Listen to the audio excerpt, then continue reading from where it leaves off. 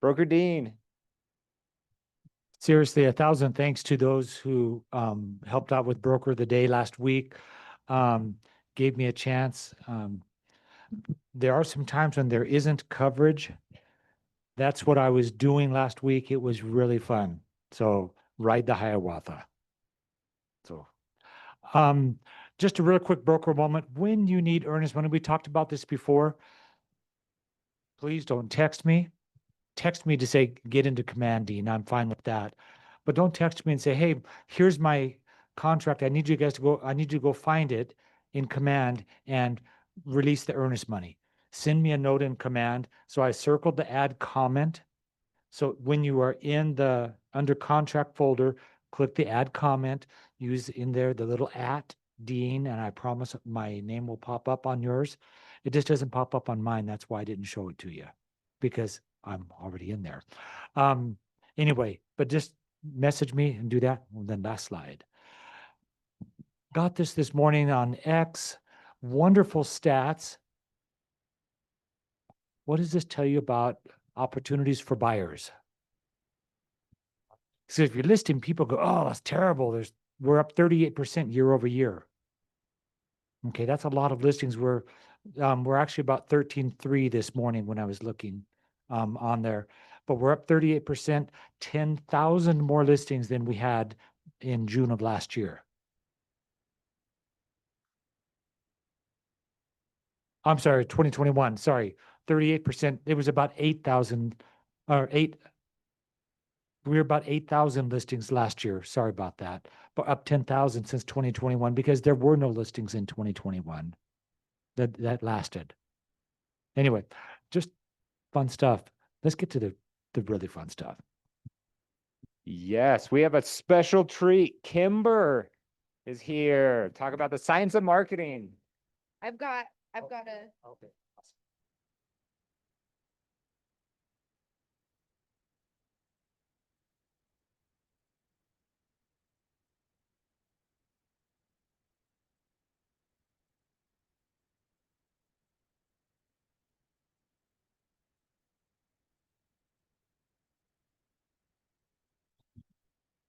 yeah. Hopefully not the current one. Like I like the 98 version better. Okay. Awesome. So I am here today. Is my Canva thing up? The other way. Maybe. I sent him to Shoney's VA. Is that the right thing to do? It's in Canva though, so it might be that we just have to click on the link. Do you want me to send you the link? I got you. Oh, no, it's fine. Take 2 seconds. Oh, that where it says Shoney, Kimber slides. There we go. Scroll down, click that. Perfect. Let me just make sure. Okay, there you go. So let me just quickly introduce myself. So I am here from the Utah region. So we have 8 market centers throughout the state of Utah. I think this one is the biggest. So if it's a competition, you win. And so that is why I am here teaching a team meeting today. And Shoni asked me to teach. And so I picked my favorite subject, which is content creation, content marketing. And so hopefully I share something with you today that you can implement. I am a licensed agent as well. I've been with Keller Williams now. In August 6th, I've been here 11 years, which is so crazy to me. I started out as a novalee, and I am not the caliber of a novalee, meaning like I am not analytical enough to do that job, but I did it for 3.5 years. Good job. Congratulations, Kimber. Now I am holding 2 roles within Keller Williams. Like I said, I'm from the Utah region as the regional technology trainer. I talk about all things technology lately, a lot about AI, a lot about our CRM command, all those good things. And then I also hold a role within the KW Home Hub. What that is basically our ancillary services for the 3 offices in Salt Lake County. And I'm the director of marketing for those offices. So my focus for that role on a day-to-day basis is creating marketing for agents to help you more easily, promote yourself, sell your listings, all that good stuff. So that is me. Okay, so today, this is what it's going to look like. This is definitely a class I could teach in an hour or even longer. So this is the condensed version. So the basis of this class is, has anyone ever heard of Luxury Presence? It's a third-party company, a little bit expensive. They basically sell websites. I think they do a couple of other things. But because I am a content marketer, I follow them and they put out a really cool report every year on basically just what's trending for real estate agents in the coming year. So what's cool is when I wrote this class, I wrote it at the end of last year, kind of to have that crystal ball moment of here's what we have coming in 2025. What's funny about it is I was just asked to teach it in Santa Cruz, California, a few weeks ago. And so I pulled out this class. And so obviously we're halfway through the year. And it was a really fun class to teach, even more fun than it was in the crystal ball moment, because there has already been a lot that has come to fruition or hasn't. And so we can talk about that as well.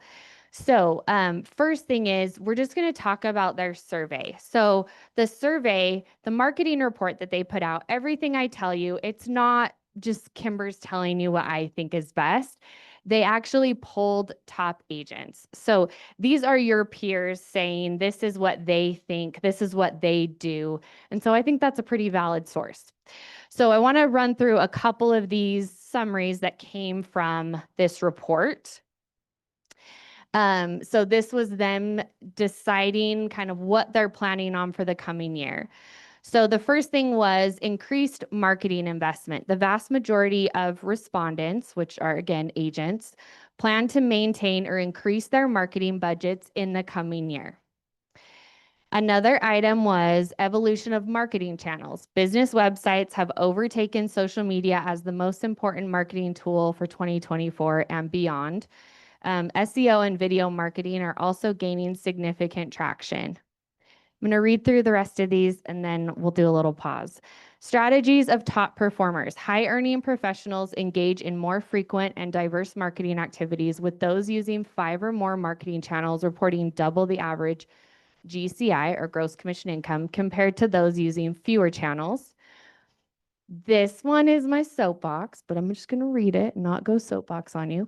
Underutilization of CRMs. Despite their proven effectiveness, more than 30% of solo agents do not use a customer relationship management system at all. This is just them polling top agents. Ongoing focus on leads and branding. Generating high-quality online leads remains the top marketing priority, followed closely by personal brand development, indicating the continuing rise of these 2 vital business components: generating high-quality online leads and having a strong personal brand. I want you to remember those 2. Okay, so let's just stop for a second and read that middle one again. Business websites have overtaken social media as the most important marketing tool for 2024. SEO and video marketing are also gaining significant traction. I'm going to share at the end of this, and then I always come with content and ideas and takeaways. It's never just me throwing lecture at you.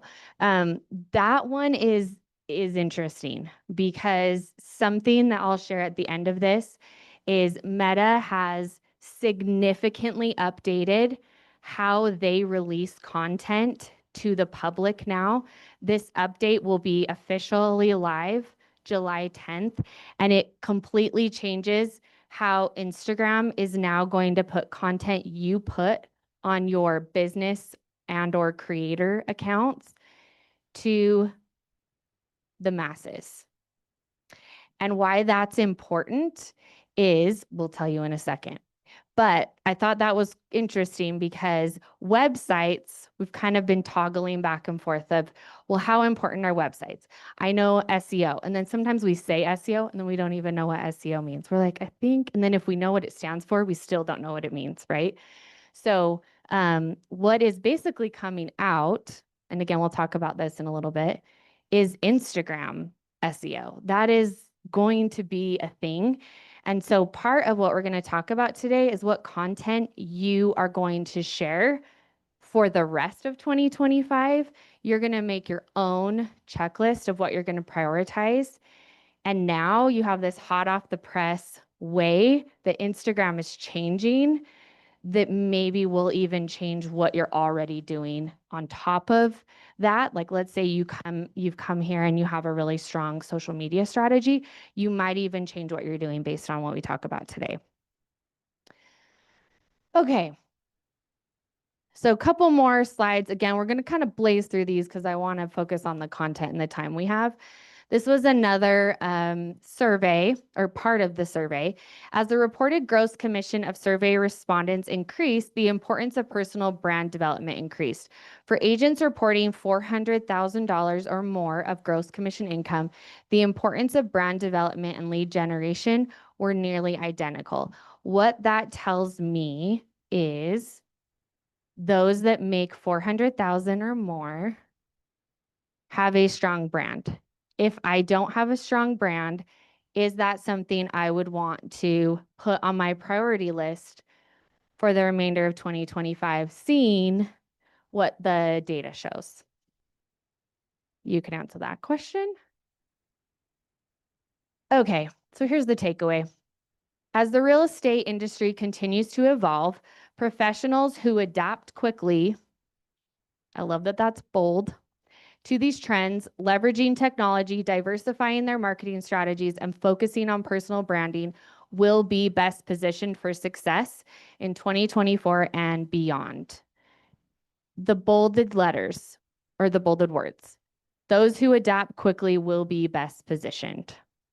There is never a truer statement right now in 2025 than that. I want that to kind of sink in. Those who adapt quickly will be best positioned.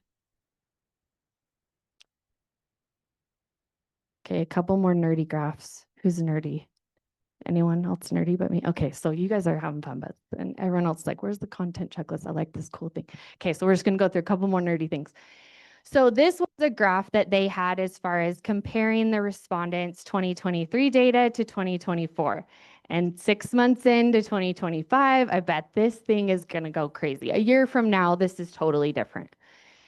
So websites' importance went up from 2023 to 2024 for agents. SEO went up and video marketing went up. The things that went down in importance, again, this new Instagram SEO, I think this is going to completely 180. Social media importance started to go down, and then events, PR started to go down.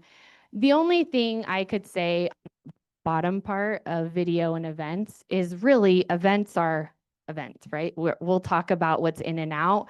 If you're doing events catered to your sphere of influence that you're actually inviting, events will always be a good idea. However, some agents haven't pivoted how they attract people to the events. So they might be telling themselves the events don't work when really are the events matching their sphere? And also, are you marketing it correctly? Okay, I think this is the last nerdy chart. Using a CRM. It is so funny to me that in 2025, that 30% of solo agents can still say, oh, I don't really use that. What's your fate, Cody Felberg, agent of the month, by the way? What's your face saying right now? Can we hand you a mic? Because I like when you go off. I didn't even plant him, but I'm like, okay. Because the thing is, he could totally be agreeing with me right now, or he could like, now I have to. I'm agreeing backtrack. with you that I don't do it. Okay. I know I should probably, but it's one of those things are working as they are. Totally. And I haven't had enough of a kick in the pants to need to do it. Completely. Yeah. So why I have these conversations with top agents a lot.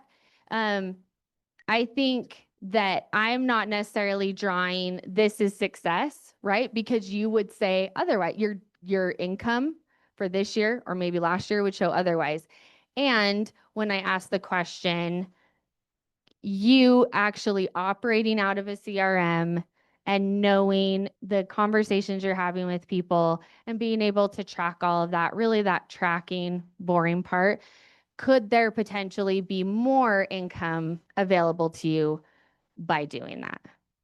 I haven't had anyone respond no yet, but that would be where I would say, well, let's go find the gold underneath all those rocks, right? Yeah. It's not an I don't need to, or that I shouldn't and I will never need to. It's nothing has motivated me to actually get off my butt and start making it a part of my daily task list. Perfect. Yeah. Okay, we'll talk about that a little bit more in a second, but okay, now we're going to get into the fun content stuff. So this is you can't really see it very well, but you guys will get a copy of these slides. My favorite creator that I follow is Seth Godin. Does anyone know Seth Godin? Okay. Do you read any of his books or have read any of his books? Okay. He's the marketers love him. Okay. So if you're not a marketer, you're like, I don't really care. But he is very good at messaging and branding. He's been in the game a long time. This quote I love. He says, people do not buy goods and services. They buy relations, stories, and magic. And I put this quote at the core of a real estate agent's business. Your clients are not buying goods and services. They are buying the relationship they have with you. Why do we always say that? This is a relationship business, right? Like that's our favorite thing to say. And I would agree.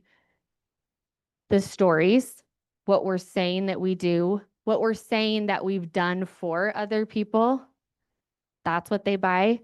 And then I like the word magic because sometimes we are just selling magic, like where we're able to, pull off the just unthinkable for one of our clients. Like that's part of our value proposition. And so this is kind of at the core. I always like to start with why. Kimber's going to give me these 5 things, this checklist that I'm probably going to I'm going to want to do. And, what's the why? Is because we're not just selling goods and services.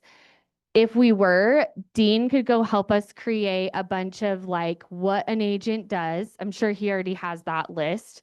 And we could just post that on our social and say, It's your checklist. yes. And just say, here you go. Here's what I do as a real estate agent, right? That's not it. They buy relations, stories, and magic. Okay. So this was from that report and the findings. Agents who use 5 or more marketing vehicles to promote their listings and build their business reported an average GCI double that of agents using 3 or 4 channels. Okay, so that's why I'll plug into 5, right? That's a pretty compelling reason. So then what does that look like? So I shared with you, you have a checklist. We're going to go through the ins and outs for 2025. It may have tweaked a little bit, so we can go through those. But the reason why I made this a checklist and I left it blank is there's nothing worse than someone coming and telling you, this is what you should, to Cody's point, this is what you should be doing. Shoulds are the last thing that we end up actually doing. I'm not here to tell you what you should be doing. I'm saying, what does it look like if we have 5 pillars that we're intentional about for the rest of the year? Let's just put a timeline on it, right? Goals are great. Timelines are great for goals. Put a timeline on it.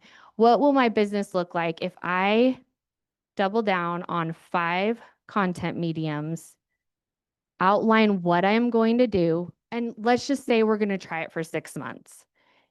Then we can be like, okay, that didn't work. We'll call. I'm going to put my info on after so you can call me and tell me it didn't work. However, most likely you getting really intentional and consistent about 5 specific content mediums will probably change your business, specifically how people are attracted to you, how much they know what you're doing. You are going to intentionally market yourself. And really everything I'm sharing, none of it costs any money. Unless, there's always people that will sell you whatever you want for all this. But so these are the 5 for 25 that I picked. Social media posts. Don't you love that when people are like, oh my gosh, what should I post? How often? Should I do like Market Monday? I don't know that. Ugh, I hate that conversation. Let's just say, how often are we going to commit? We're going to talk about some of the what's in a second. But how often do I think or maybe I have leverage in my business, maybe I have a marketing assistant or somebody, how often am I going to post a week? And I would just say, if I can't commit to it weekly, then I'm not going to put 5 unless I can commit to it weekly. If it's like, no, really 2 is better, 2 is more sustainable, well, then put that. But put the number you're willing to commit to for the rest of the year. Website updates on the sheet that we printed out, I put /blogs. This is really so online. What do we do when we look for people, right? We usually Google them and then we go straight to their website. I could argue that websites don't have to be these fancy thousands and thousands of dollars that I spent on it. However, it does have to give me the information that I need, right?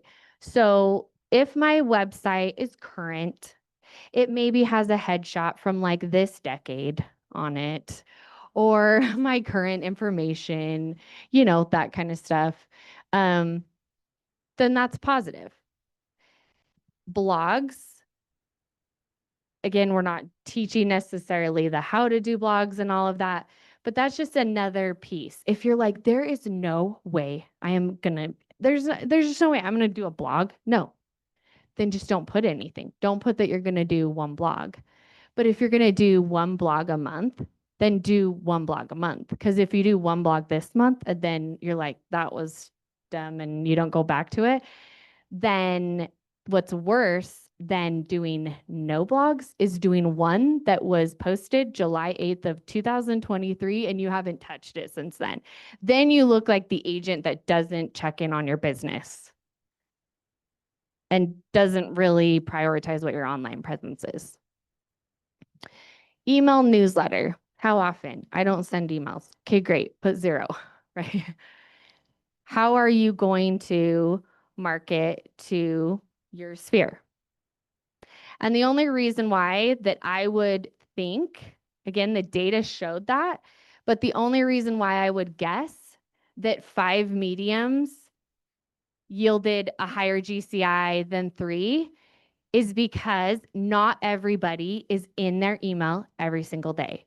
Not everybody is online every day. There are some people that still don't use social media, right? So what you're not doing it for you, you're doing it for them, and they are everywhere, right?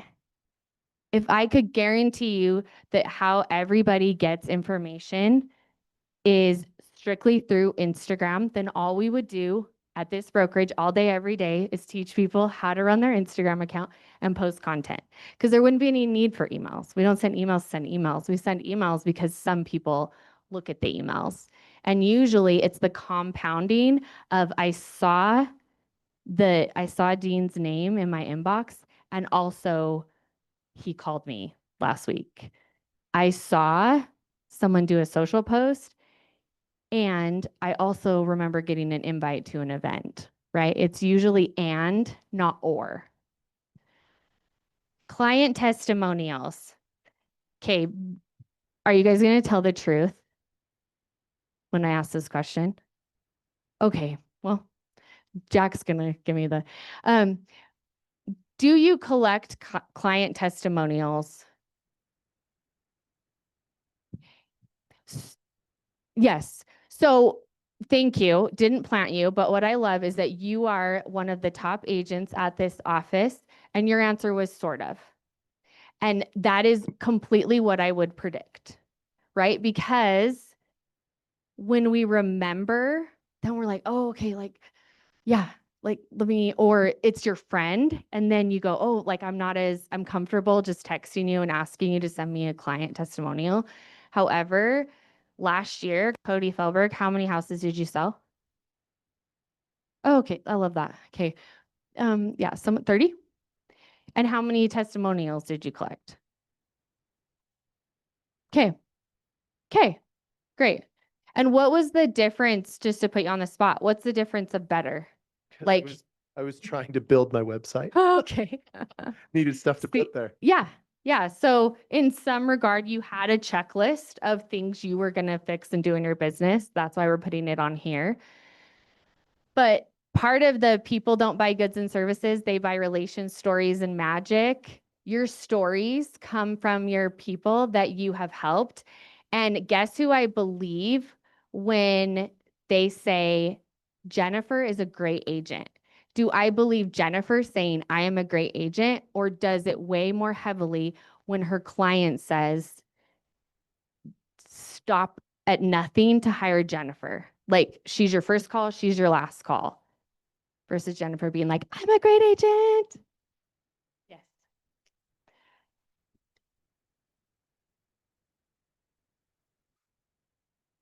Once in a while, I remember to send a text that says that, but then like I don't want to push it, so I don't push it. But they randomly will send me a text with a thank you and all of this stuff, but it's not public. So Yeah. and then they think they've done it, and I don't want to like ruin the moment. So is there a better way to like, I hate the word like, to collect it without being pushy and salesy? Completely. So I'll use this as an example. The best way to capture it is on Google, because that will carry the most weight. I can go copy and paste that on a cute social post. I can send it to my website developer. I can do whatever I want with that information, but I want it to be received from my client there. I have I will send a follow up to Andrew, and he'll get it out to all of you. But I have a step by step of how to get your link for people to just go straight to reviews. So I have the link, Okay. but they'll just text me instead. Like it's easier. So how do I get them to fill out the link?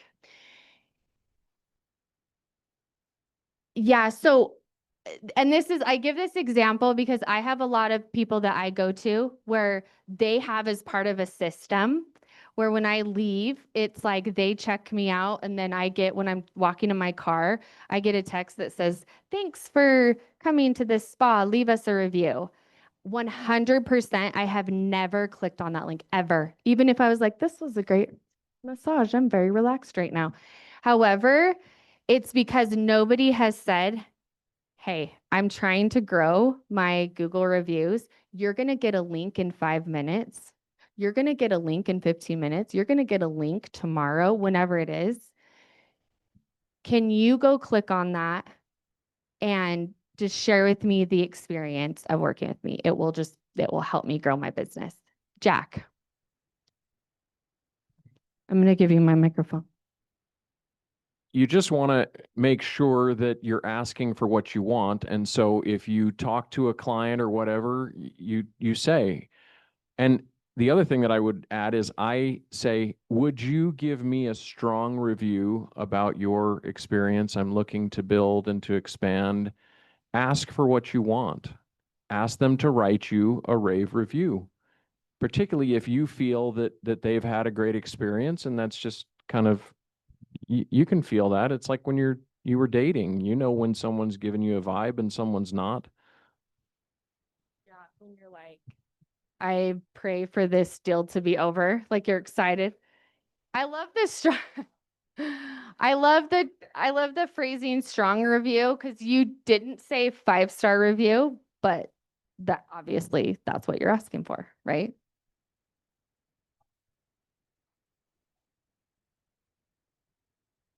Had a great experience. Mm-hmm. Like together again or with their friends. Yeah. No. exactly. So, this being a part of your checklist, that's just going to help. So this is what I would do just at closing. Like I would just have that conversation with them. And usually, again, it's always timing, but unless it was like really bad, there's a handful of bads. And then maybe I don't pull out the script at all. I'm like, okay, like have a great day. Enjoy your house. But But most of the time, it's not that way. And so, me, while emotions are high and they're excited and they're about to go like to their new house, right? Or now they've made this huge investment, whatever the exciting emotions are, I'm just playing on those. And then I am just going to ask them right after closing. And again, I'm not saying, can you open up your phone right now? I'm just putting that, what do they call it? Reticular activating system. Like I'm putting that out there. So when that thing pops up, it's not one of those like, it's like, I remember she looked me in the eye and told me that was important and asked me, and again, like if you did that on every deal, you'll probably get it 12 times, but that's going to make a huge difference. Yeah. If you're getting Google reviews, where is there anywhere you would put them other than just leaving them there? I would put them anywhere that it makes sense. So I would go do a social post. As soon as I get it, I would do a social post. I would get a template for my testimonials, and I can share one with you that you can go and tweak, but I would do a template for that because I want it to be recognizable. So for example, if like Red Sign Team shared a review, if they like opened up a template and like started from scratch and said, here's my review, and then the next day, like someone else made a version of it, it wouldn't create as much traction versus like, this is a review post, right? So template it and then also put it on social. I would put it on my website. I mean, anywhere that I can share it, honestly. Cody? Even though we don't want people to use even though we don't want people to use Realtor.com, yeah. Realtor.com, Zillow, that kind of stuff, set No. up your agent profile. And there was a stretch where my assistant was doing a great job at getting reviews on my Realtor.com profile for me.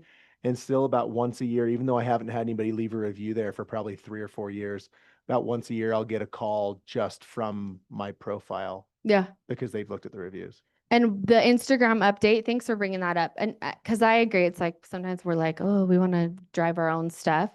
AI doesn't pull from Google. It's not a Google search, but AI does pull from what is available online. And so if I have a nicely clean crafted prompt that asks for any agents that have an average of 4-star review or above on Google, on realtor.com, which is a consumer prompt. A consumer would completely ask that. I know as an agent side, we kind of get a little weird about Zillow and all of that, but on a consumer side, that would 100% be a normal prompt. If we aren't on there and not actively putting in that information, then that could be a miss. Yeah.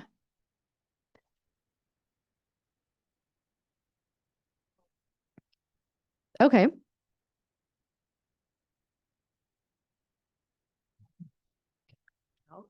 Yeah. Okay, Real Satisfied is the company, Mhm. and they collect, they have questionnaires in different categories, and they will send out multiple email requests for it. It's very formatted, and it does post onto Realtor.com and other sites. It doesn't post onto Google though. Yeah. But agents can do that. They have like pricing for agents that Yeah. can do it, or an office can pay to do it. And that's just a really organized way to collect reviews, and it actually gives you like scoring on how you're doing in the different areas. I love that you brought that up because with everything, right, there's always options. Like whether we do it ourselves or we leverage it out, like not doing it isn't the route we want to take. But if we're like, oh, that's a lot of work, it's cool that there's companies that do that. Yeah, and it does say, like, it has like how's your communication? How, different. Yeah. things, which is The good. prompts are set up to be human and attract people to click on it. I like that. And then the last one is just video content. That is the most vague, non-helpful thing I've ever put on a checklist. But it's vague for a reason, meaning of the 5 things you're going to prioritize throughout the rest of the year, video has to be one of them. This is how people consume information right now. And it changes every 5 seconds. Like if I taught an Instagram class today, it'd basically be obsolete 60 days from now. But having video is important. So I understand that's overwhelming. So then the next step is just, what are my content days? If you truly calendared one day, even half days, sometimes agents look at me like 1 day, and I'm like, okay, 2 half days, where that was the day that you did your hair. Like, because sometimes I'm like, it's not a do my hair day, but I did my hair. Like I was like ready to be on camera, right? I'm ready to do all the videos. Even if you switch out like a shirt or a blazer, and then you have the content, then everything else is easier. Oh my gosh. Hi, I know you. It's okay. It was my fault. I was like, hey, everyone, it's Patria. Just kidding. Okay. So we have about a minute. So I just want to quickly share. This is them, not me. So this was from their survey. The ins and outs for 2025. I'm going to blaze through this because I want to talk about the Instagram update. Ins for 2025. Agree or disagree, we're going to go through them. Authenticity and caring, blogs with rich content, engaging in the comments, promoting other businesses intentionally, various content that portrays your business and brand, micro events. So micro events would be like just a smaller group curated, like a cooking night with 25 people. That's an example of a micro event. Working your CRM daily, handwritten notes. When I taught this in Santa Cruz, somebody that was, I'm guessing, maybe 60 raised their hand. And they're like, what should I do? Because kids can't read cursive anymore. And I only write cursive. And I'm like, I don't know if I'm qualified to answer this question. I don't know. And then we like went to send out cards. Like we pivoted to a company that does it. Cause I'm like, I don't know. I didn't know the kids didn't read cursive. Now I'm scared. Okay. Video content about what local areas have to offer. That's going to be huge on the next thing I mention. And clarity of added value to the transaction. Outs for 2025, trying to be an influencer instead of a realtor. Client events that don't work for client base. We mentioned that earlier. I feel like Cody's going to agree with this one. Everyone claiming to be number one something. Integrity. Well, meaning he'd be like, I roll, right? Integrity wins over trophies. We'll just let that one sit. Overdone Instagram reels. I'm like, is this a motion picture or is this a listing? We don't know, but that's what they said. And then predictable social media next. On the checklist, I put predictable social media. I put in parentheses templates. Agents, you all, people market to you, just like you market to your clients, they market to you. And there are way too many companies that market like templates. And they're like, here's some templates. And then you can put them on your social media. And it's not free, right? If it's free, whatever, post it, that's fine. But usually they're selling like templates, but they're very generic. They're very advertisement-like. They're nothing to do with what's trending, what's working, what's capturing engagement on Instagram. So really you're paying for something that I don't think you get the ROI on. So I would agree with that being out for 2025. And then this is again, just net sentiment for different marketing methods, videos through the roof. Email marketing's going up, print media going down. Okay, I'm going to skip over that. That was just quotes from people of what they think is going to be the trend in 2025, because I want to share this with you. So Instagram is changing everything. That's a hook, meaning you're like, I want to learn more. They're not actually changing everything. This is just the hook. Okay. So this is what's changing. So starting on July 10th, I actually already have this toggle. So the update might be available for all of you. So what Instagram is doing specifically now is allowing search engines to display your content directly in search results. So this applies to if you have a business account, a creator account, and then with either of those, if it's a creator that's over 18, right? So those are kind of the criteria. So if you happen to have a personal account or a private account, then this wouldn't apply to you. Okay, so what is going to happen is this could be a huge change for your business growth. So I said, think early days of Google AdWords, like where somebody could buy the word wine and they sell wine. And then now they have this like 10x business, right? But now Google Ads, has anyone bought one recently? They're very expensive. This is, again, just pivot on using AI and how AI grabs information. Now, you can post something on social media, and if you have keywords in your bio, like for example, Utah County Realtor, Utah County Real Estate, vineyard expert, whatever it is, right? You're consistently sharing hyperlocal content, which also captures you into this funnel, and people are searching for that, then now that is actually going to pull up your content in the search results. It has never done that before. So before, if you searched my name, so you search Kimber Walton, you would probably find my Instagram because I'm not very cool. So usually like social media for non-celebrities is usually what pulls up first for human beings. And so that would pull up, but it's because you're searching for me. However, sometimes when people, yes, yes.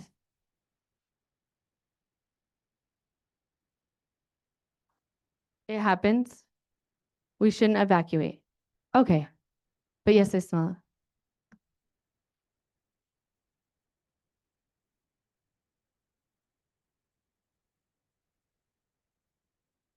We have an HVAC curse at Keller Williams. It's fine. It's totally fine. We want to make sure we're safe. Yeah. So massive reach boost, free traffic, free is the keyword, and greater impact. Your content works harder for you. Couple more things really quick. So this is what you can do right now. So add keywords to your bio and your posts. Include your city in captions. Use location hashtags. So actually using locations more. And then having your content be talking about the area you serve more. So I posted on, I said I do the ancillary services for the 3 Salt Lake County offices. I posted kind of a snarky like post about this update. And I said, well, if you're an agent that's doing, those nice, like, hey, it's time to change your air filter posts.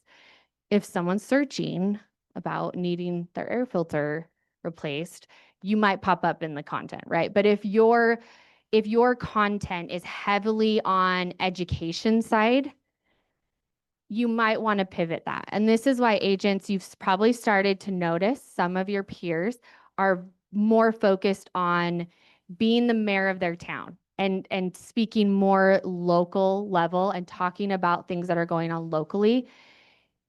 And I'm going to ask you a question that could be whatever you want the answer to be. Are consumers searching for education about real estate generally, or are they searching for the right real estate agent in the area, right? They're looking for the person to help them. They're not looking for how do I what happens when I have a contingent offer? I mean, I see these posts all the time, right? Which I get it. As real estate agents, we're just trying to show we know what we're talking about. However, like the content needs a little pivot right now based on maximizing on this new update. Does that make sense? At least the update and all of that. So said differently, now we have SEO potential with just what we post on Instagram. That has not previously been a thing. So that's huge, especially because how people interact. I've started to notice with people younger than me, especially. I use AI a lot, but I still kind of like Google stuff. Like I'm still like lean to Google more than I do like ask ChatGPT. But I would say that's gonna turn really quick, probably 12 months from now. Majority of people, when they need an answer, they're gonna go to AI. So what's available online is gonna be the source. If we are a heavy presence for the Vineyard real estate agent or Utah County expert, or we've been talking about all these local businesses, then we're going to be more prominent in that search result versus someone that's not. Being a hyperlocal real estate agent has never been more important. Okay, here's my info. This is my Instagram. That's my email. There's a lot of K and W's that you're looking at right now. Sorry, Keller Williams, Kimber Walton at KW. What ahas do you have just from this conversation? Things you think you might change or do? Overwhelmed? Yeah.